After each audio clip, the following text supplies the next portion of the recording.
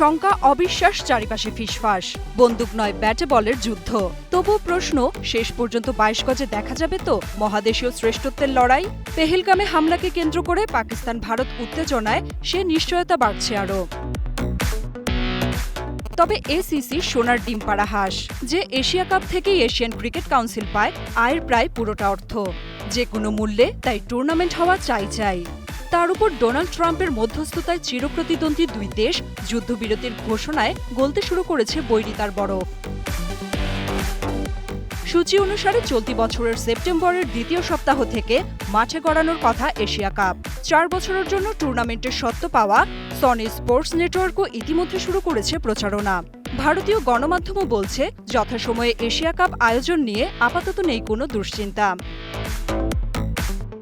তবে মেঘ কেটে গেলেও সূর্যের দেখা নেই। আনুষ্ঠানিক ঘোষণার আগ পর্যন্ত অন্তত অপেক্ষায় থাকতেই হচ্ছে। জানা গেছে, জুলাইয়ের প্রথম সপ্তাহেই দলগুলোর সঙ্গে বসতে পারে এসিসি। টুর্নামেন্ট শুরুর সম্ভাব্য তারিখ ১০ সেপ্টেম্বর। এখন পর্যন্ত এশিয়া কাপের স্বাগতিক সত্ত্ব ভারতেরই। তবে টুর্নামেন্ট সেখানে হওয়ার সম্ভাবনা কম। হলেও তা হবে হাইব্রিড মডেলে। পাকিস্তান তাদের ম্যাচগুলো খেলবে নিরপেক্ষ ভেন্যুতে, যে তালিকায় সংযুক্ত আরব আমিরাতের নাম আলোচনা হচ্ছে জোরসে। এমনকি পুরো টুর্নামেন্টও হতে পারে সেখানেই। তবে টুর্নামেন্ট হলেও ভারত পাকিস্তান ম্যাচ নিয়ে পুরোপুরি অনিশ্চয়তা কাটেনি।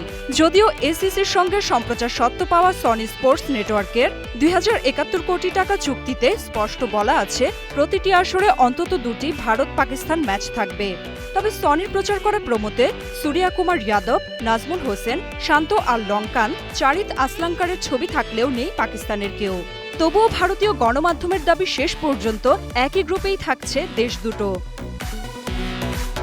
২০২৬-এ অনুষ্ঠেয় টি-২০ বিশ্বকাপের জন্য এবারের এশিয়া কাপ হবে টি-২০ ফরম্যাটে।